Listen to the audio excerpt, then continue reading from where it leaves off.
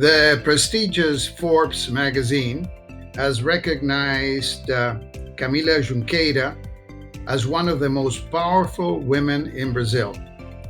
Camilla Junqueira is managing director of Endeavor Brazil, a global organization present in more than 30 countries that works to catalyze long-term economic growth by selecting, by mentoring, and by accelerating the best high-impact entrepreneurs worldwide. Today, Endeavor Brazil accelerates more than 200 scale-ups per year and has hundreds of mentors in the network. Camila considers herself the voice and the ears of the fastest growing and most impactful entrepreneurs in Brazil. We have today with us Camilla Junqueira at Aqui Ahora, podcast created by PAG.law, specialists in venture capital operating across the hemisphere. To talk with Camila, we have here Juan Pablo Cappello, the main partner and founder of PAG.law. Good to see you. Yeah, it's really nice to be here with you. Thank you for the invitation. That's great. So you had asked me what's my relationship with Endeavor. Yes. So I'll just tell you quick. First question. Right. So I'm from Chile. I was one of the partners in Patagon. So we were, I think, selection panel number 2 and company number 3 selected.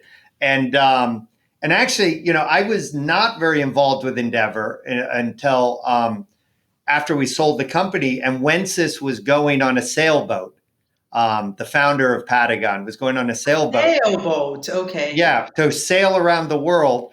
And I still remember that he was like on the board of Endeavor, but this was 2002 when Endeavor was like basically going out of business. They had started in Chile and Argentina. They had shut down Chile. And Wences basically said, hey, Juan Pablo, if you can help out Endeavor, that'd be very nice because I'm getting on a sailboat and I'll let you guys know if I'm still alive in 3 years. And so it was funny because like in 2004, 2005, when he came back, I was on the global advisory board and super involved. And he's like, wow, you really helped out. You really got involved. So yeah. And then in the 2000s, I actually sponsored every ISP in Latin America. Wow. For 8 years, just because I was trying to help Endeavor not go out of business. It worked. That's good. It worked. 30 plus countries, offices everywhere, amazing managing directors like you. Thank you. Today is a really important day for Endeavor in Brazil. So it's really nice that we're recording in our 20th anniversary, actually. So today, Endeavor is 20 years officially here in Brazil. That's amazing. I still remember going to the first ISP in Brazil. Wow. It was at the Hyatt in Morumbi, near Microsoft's offices. This tells your age. I'm 53. I'll tell you my age. I'm proud of it. I'm 53. I actually am one of the few people. I tell people I'm 60 because I think for 53 I don't look that good. For 60 I look great. So every year I tell people I'm turning 60, and it's funny because somebody said to me recently, they said, you shouldn't lie about your age. And I was like, what do you mean? And they're like, no, I know you're lying about your age because, you've said you've turned 60 the last 3 years. But the funny thing is the person thought I was 63, not that I was lying that I was younger. They thought that I was lying because I was 63. Yeah. No, but look, I mean, it's absolutely, I've always had a real special place for Endeavor in Brazil because your first country manager was such an amazing, fierce woman who's gone on to do so many things. And she's, so committed to social justice and everything. And then I think the next country head was Paulo Vedas, who went on to be one of the founders of 99 Taxis. And, I represented 99 Taxis and Pablo throughout that. And it's just so amazing, not only the incredible work Endeavor Brazil has done, but the people who have come out of Endeavor Brazil who've gone on to do great things. So no pressure, Camila. There's no pressure at all. After right, Pablo, you just have no pressure. right after you just have to be like president of Brazil. Like that's the only thing, right? Or become the general secretary of the UN or something. It's not a bad idea, actually. I'll think about it. No, that's great. But in all seriousness, so 20 years, Endeavor in Brazil, hundreds of companies you're supporting, hundreds of mentors, your incredible, CEO summit that you guys do, all these things. What are you thinking, in terms of what Endeavor is going to be doing, in the next 6 months, year, 2 years differently? How is Endeavor going to evolve? Obviously, the world's changed a lot. And, how is Endeavor trying to continue to be relevant in Brazil? So it's funny that because we're talking in the middle of a global crisis, like in so many levels, leadership crisis, health crisis, economic crisis. And what was interesting is that it became clear that our purpose it's liver than ever. Like help entrepreneurs is more needed than ever. I think the entrepreneurs need us more than ever, and the country will need the entrepreneurs more than ever. So this is one thing we know it will not change. That's the mission. That's why Endeavor exists, right? So, right.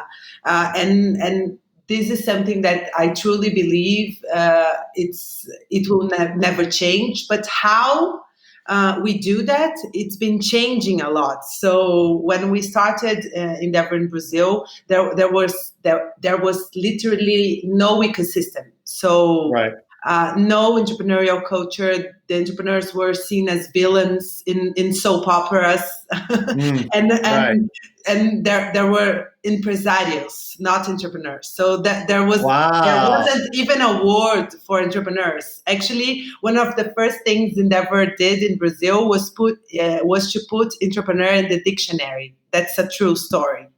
So that was how non-existent was the ecosystem. And what we see now with Brazil, like with the ecosystem booming in Brazil, with more and more venture capitalists coming and seeing Brazil as an opportunity and seeing how great entrepreneurs are in Brazil, things are changing. And I think the responsibility of Endeavor and of Endeavor entrepreneurs is higher in a way. Like we have more responsibility to really help the country raise the bar in the way we see the role of the entrepreneurs in the country. So it's not only about creating high growth companies, but it's really about the leadership role these entrepreneurs have in the whole ecosystem. And they know that. They know their responsibility, and they are already doing that. So what I see for Endeavor in the future, like in the coming months and years in Brazil, is to really help entrepreneurs to be to be the leadership the country needs. So to be involved in a more holistic way with the country, not only with their own companies, but of course mentoring and investing in other companies, but also to see what else they can do for the country, to be involved in politics, in the public sector, in so many other ways. Like we really need entrepreneurs to understand that they can change the country if they want to. So that's my thoughts. No, that's amazing. Somebody told me that you were sort of drawn to entrepreneurship after a trip to India. Yes. So tell us about that journey, because actually it's so nice to hear you talk about the big picture and the responsibility that we have as entrepreneurs, not just to, build our business and make money and sell it for a lot. Yeah. I really love that your focused and Endeavor Brazil has always been focused about creating connections, right? One of the things I loved early on was that Endeavor began doing those summits with bringing CEOs and exposing big corporates to entrepreneurship, et cetera. But so talk about your journey. Yeah, now the summits, it was CEO summits in the beginning, and now it's scale-up summits, because our main focus is to work with scale-ups, and we wanted to have this entrepreneurial feeling in the event. So just so you know. No, that's great. No, you guys have to invite me. I used to always get invited. Of course. I used to always get invited. It's like one of my highlights, and then I don't know, maybe one year I didn't brush my teeth or something, and they took me off the list. Okay, so you're back in the list. Yes, I'm going to shower. I'm even going to shower for you guys. So tell us, India. What happened in India that made you realize that the world and entrepreneurship need each other? Oh my God! So I have a communications background. I graduated in advertisement, and I worked I worked with that for a few years, but after some time it just lacked purpose. So I felt really disconnected with the whole ecosystem around it, and I felt it was like a lot of competition, and I wasn't seeing much purpose in my work. And I didn't know what I wanted to do, actually. I have a family of entrepreneurs, but I didn't know. So did you have entrepreneurs or empresarios? More entrepreneurs, I think. I think it's entrepreneurs is more about the spirit than to have an actual company. I think it's much more than that. But anyways, it was a family of unsuccessful entrepreneurs. So I didn't have that much role models looking at specifically that. But I was really lost. Like I didn't know what I wanted to do. So I was really young, and I decided that it was time to do like a balance check and see what I really wanted to do with my life moving forward. And I decided to travel, like to have So you had a midlife crisis. So you had a midlife crisis at 23. That's beautiful. Exactly. It's better to do that when you're young and don't have kids or responsibilities.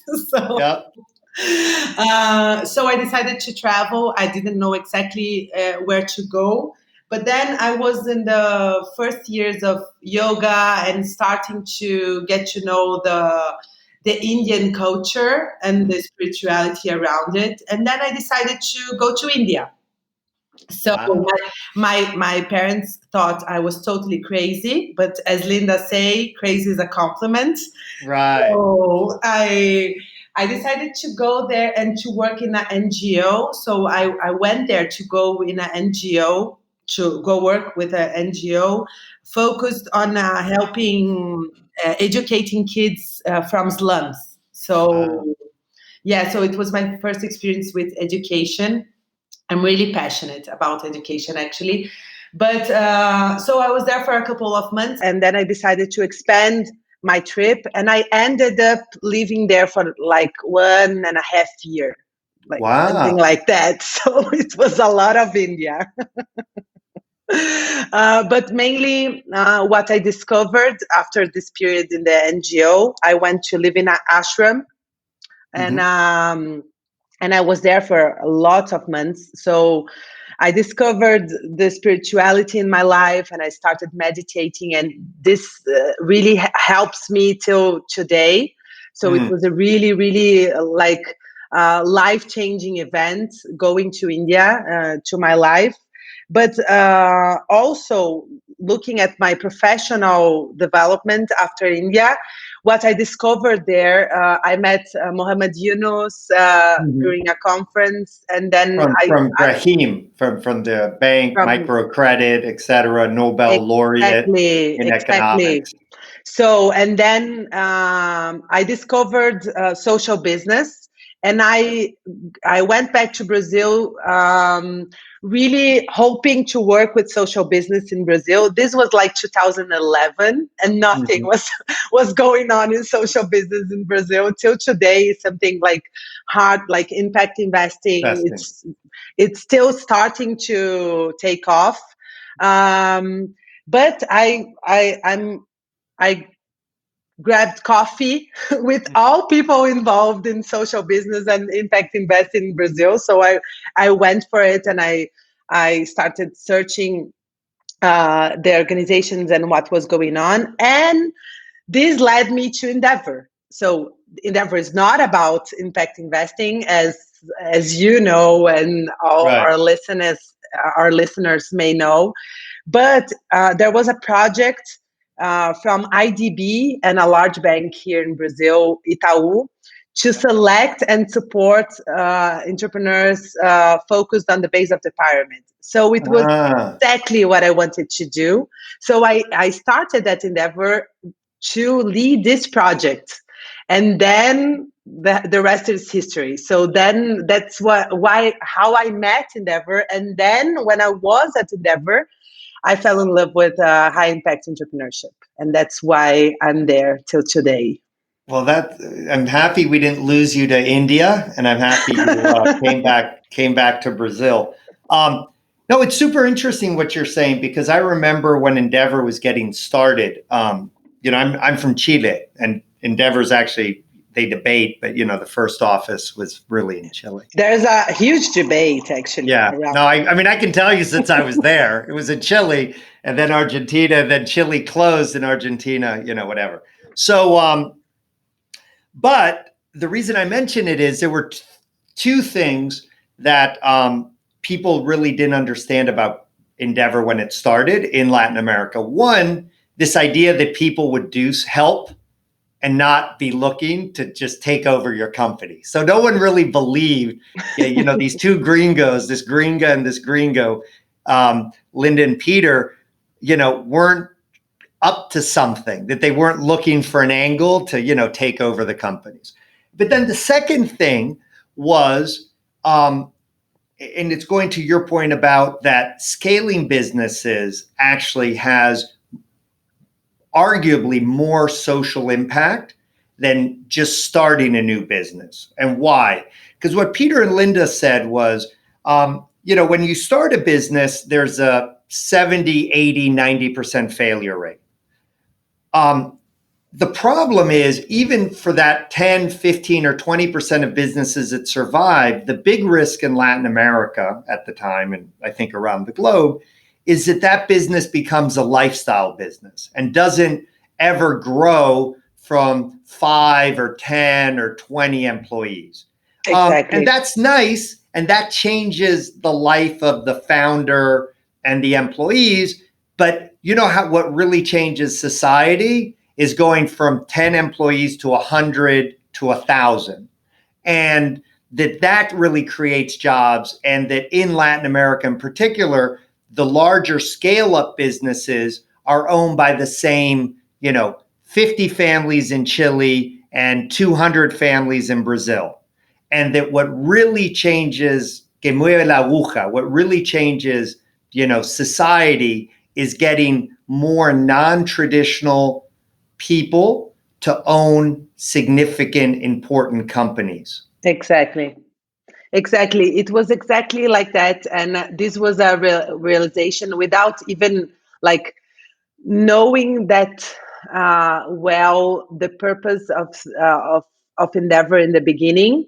It was clear working with entrepreneurs that some were really different than others. So I'll give you an example. All of them, the entrepreneurs I worked in this project, really wanted to change the world. They really wanted to generate a social positive, a positive impact socially. But most of them were unable to grow. So they didn't have the ability to really grow their businesses and creating innovation, generating jobs, and really changing the ecosystem, as you said. But some of them, like Tomás from Dr. Dr. Consulta. At that time, Dr. Consulta had one clinic, but he was different. Like he wanted to create something really big. Like he wanted to change the health system in Brazil. And even though he only had one clinic, he was actually preparing to escalate, like to go to the traction mode. So he and his partner Guilherme started Dr. Consulta, and they stayed for 2 years with only one clinic to help the poorest. The how do I say that? Customers, patients. Yeah, so to help the bottom of the pyramid. The bottom of the pyramid. Yes, the people that don't have access to health plans and can't afford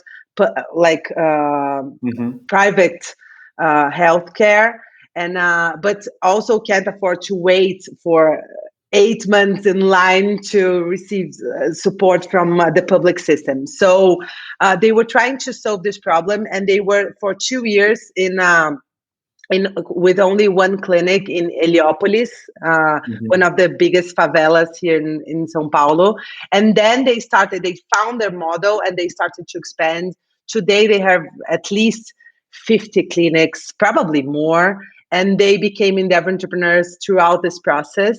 But this taught me a lot, like working with hundreds of entrepreneurs and seeing Tomás and Guilherme, I thought, okay, these are the ones that can actually change, like move the needle, change the reality in Brazil. And these are the ones we should be focused on.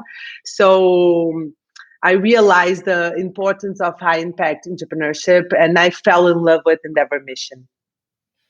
Well, it's really true. I mean, having been at many of the early Endeavor ISPs, the entrepreneurs from Brazil were always much more diverse than the entrepreneurs from the other countries. I mean, why?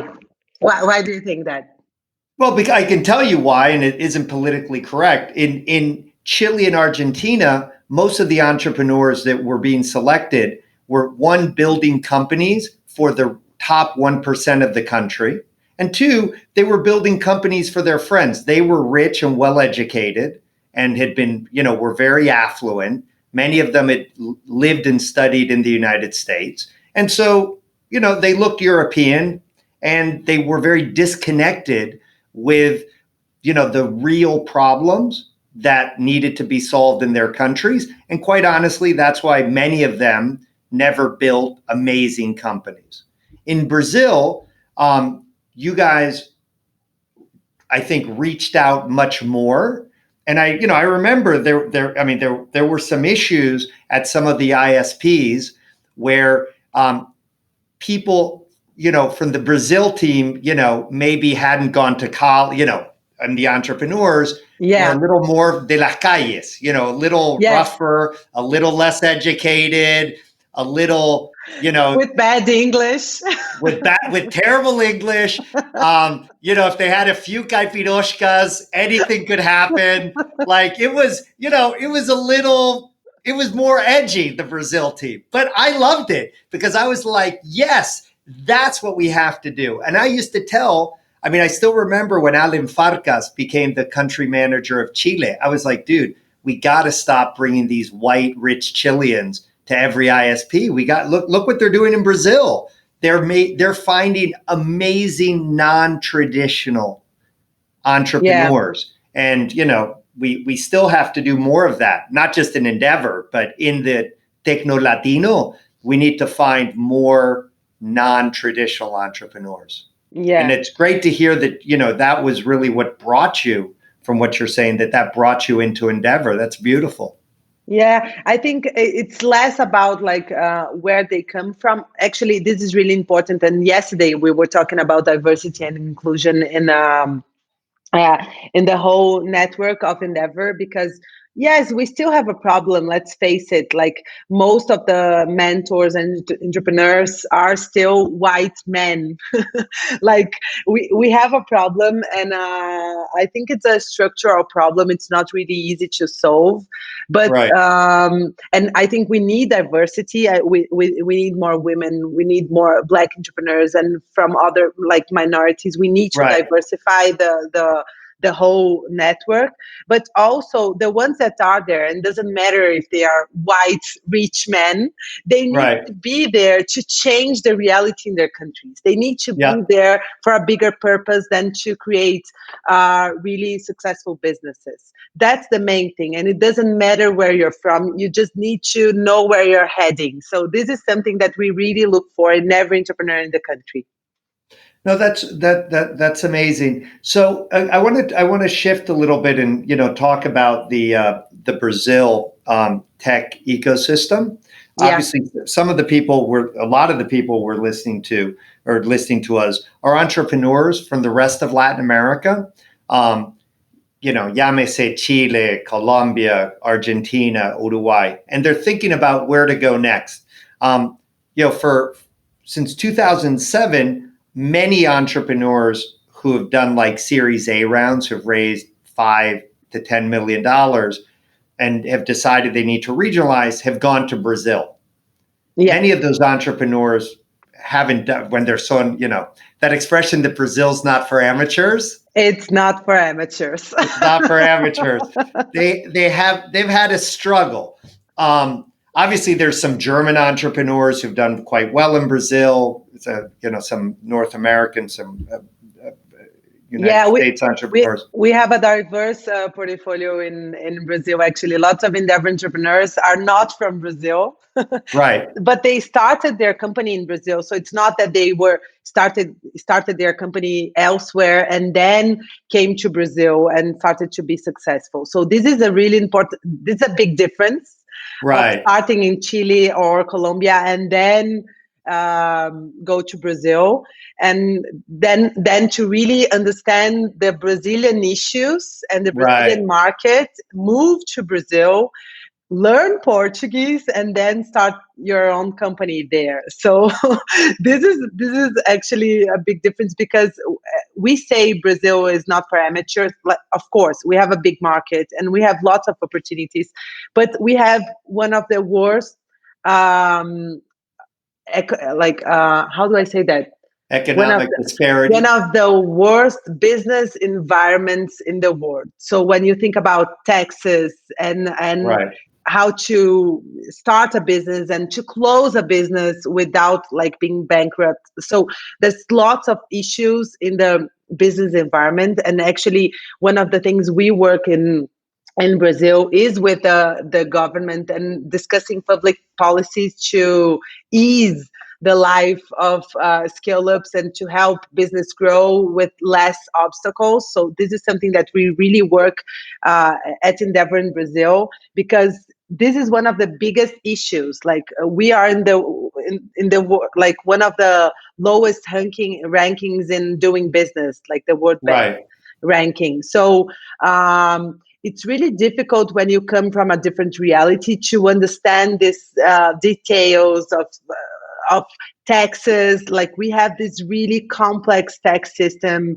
So if you don't study that hard in the beginning, it's really hard to be successful. So this is one thing. Actually, the entrepreneurs from Happy, that's also entrepreneur Simon, they came to live in Brazil.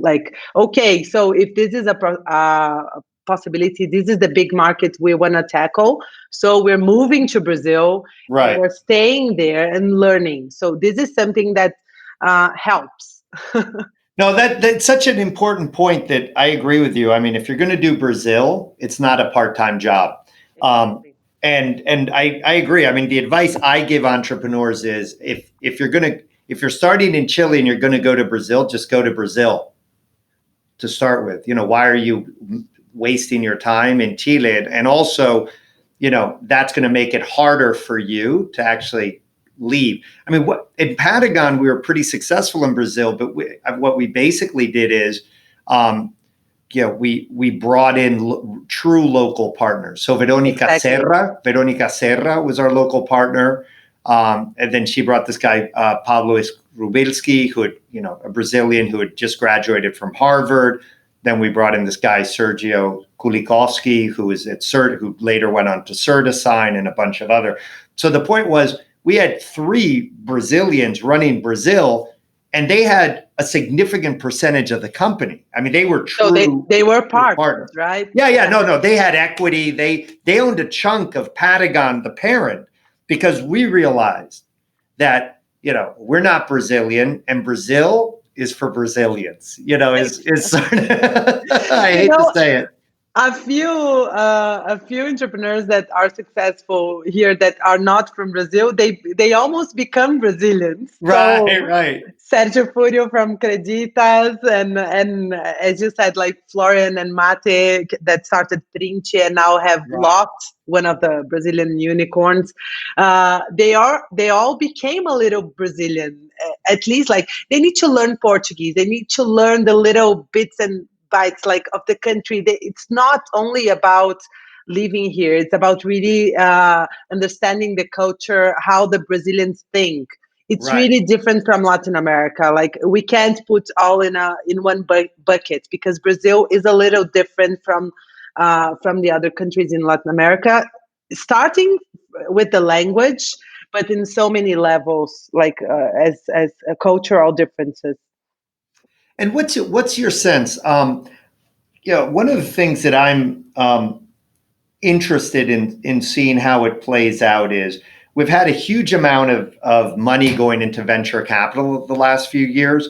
In 2017, I think there was just under $1 billion, about $800 million was invested in venture. Then in 2018, it more than doubled to about 1.7 billion. And then in 2019, it doubled again to 3.4 billion. By the way, to give you an idea, when I said that when in the 2000s, all of venture capital investment in all of Latin America was between 150 and $300 million.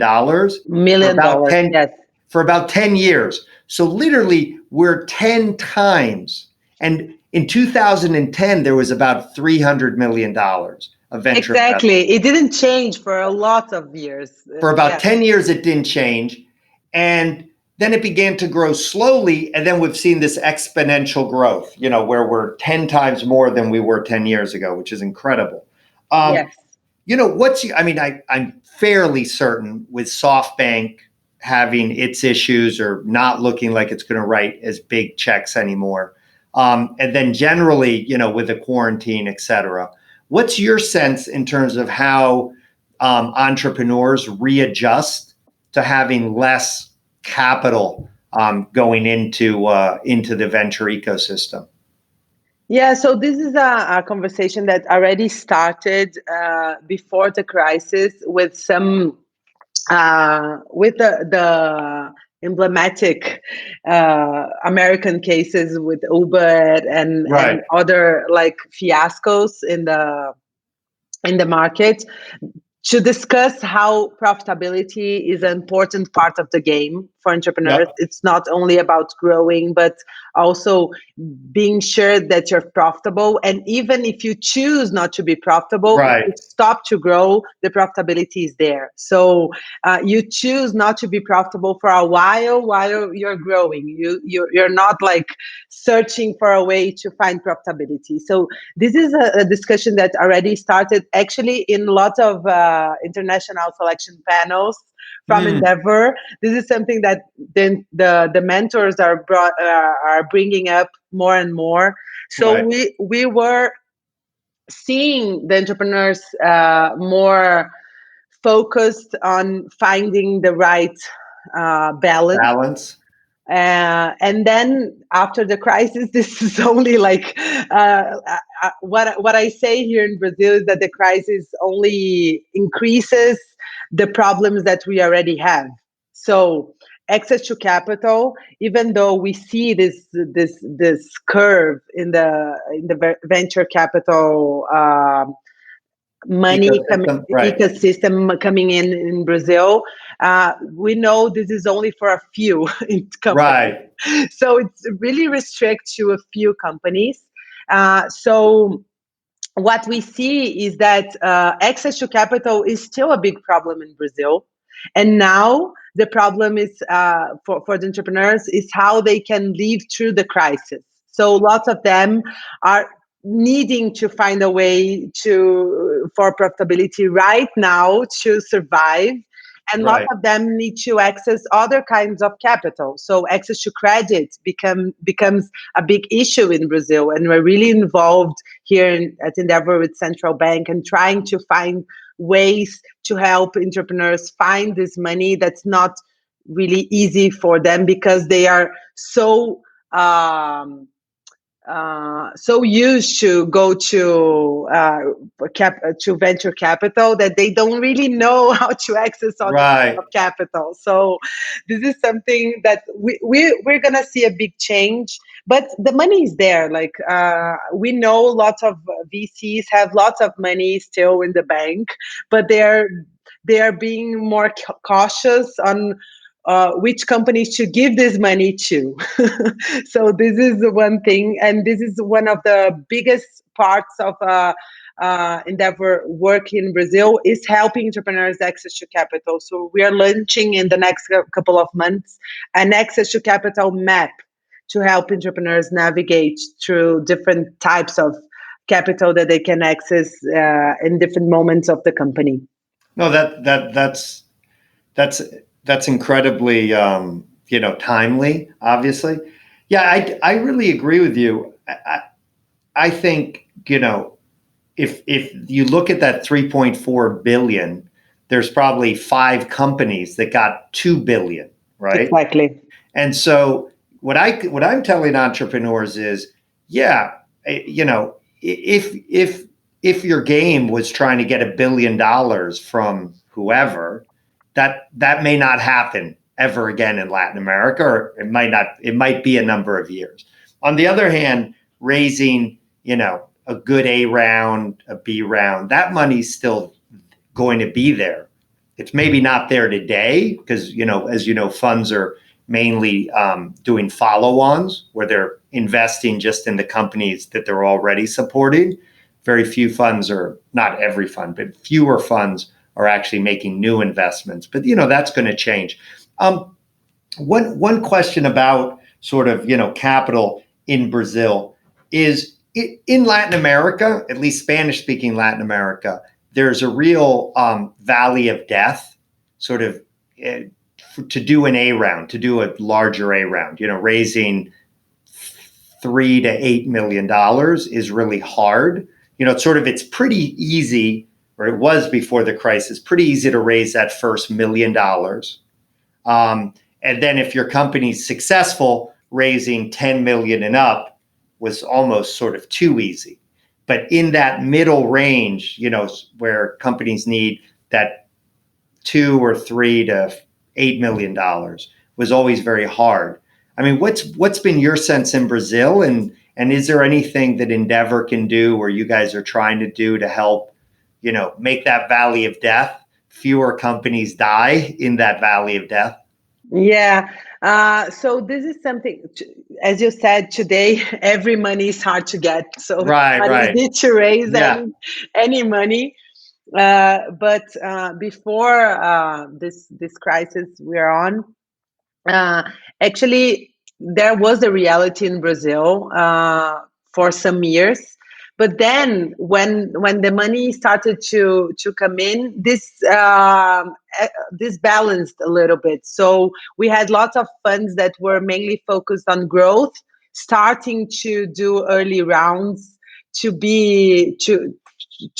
grow with the entrepreneur for the growth funds. So We Okay. don't have this type of valley of death right now, like we didn't have, because lots of funds were starting to do like Got it. Series A and to be with entrepreneurs, because we have lots of really great entrepreneurs. So there's Right. this competition from the funds to do the first check and be with entrepreneur from the beginning. Yep. So this was already changing because money was flowing in, and we saw more money in the earlier rounds, like not that early, but in the earlier Series A, B. So this, we were really excited actually about the whole access to capital and venture capital ecosystem in Brazil before the crisis. Right. But I think right now it's a little early to see how things will move forward and how cautious the investors will be in the Right. next couple of months or even years. Yeah, no, that's I totally agree. I always just tell people, if you can wait, because we're going to have a lot more. 3 months ago, I never would have thought would be where we are. Exactly. And I'm sure in 3 months, there's going to be a lot of surprises. Look, I really appreciate you making the time today. This has been great. I'm so grateful. I'm actually going to give you an opportunity to answer the last question in Portuguese, because I'm sure there's Brazilians listening who are like, oh my God, why don't they just speak Portuñol? So I'm going to ask a question in Spanish. Yo voy a hacer la pregunta en español y quiero que tú me la contestes en portugués, ¿ok? En portugués, ok. Claro, sí, Sin problema. ¿Qué mensaje le quieres pasar a los hinchas del TecnoLatino aquí y ahora para que mantengan el optimismo y la fortaleza en estos momentos difíciles? Uau! Acho que a mensagem é, como eu falei, num dia emblemático como hoje, que a Endeavor no Brasil completa 20 anos de história, é um dia, independente de toda a tempestade que a gente vive, é um dia para ser celebrado, para ser comemorado por todo o ecossistema, não só pelos empreendedores da Endeavor. É um marco. E eu acho que a gente já passou por muitas dificuldades antes. Quem é empreendedor sabe que é necessário ter resiliência, é necessário ter uma visão de futuro e ter muito otimismo. Se você não é otimista, você nem levanta da cama. Então, e trabalhar duro e se organizar mesmo para conseguir superar essa crise e estar pronto para as oportunidades que com certeza vão existir depois da crise. Então, eu acho que é hora de apertar os cintos, se organizar e está muito pronto para a hora de sair da crise. E parabéns, acho que para todos os empreendedores brasileiros, porque como a gente falou, não é para amadores empreender no Brasil. Espero que entendiste que hablé, ¿no? Yo entendí todo, chica linda, obvio que sí. Bueno. Oye, te mando un abrazo virtual por ahora, contando los días. Qué para perfecto, poder verte en abrazo persona. Virtual. Muchas Eso. gracias. Hasta luego. Este fue otro programa de Aquí y Ahora, auspiciado por PAG.law, especialista en Venture Capital. Hasta pronto.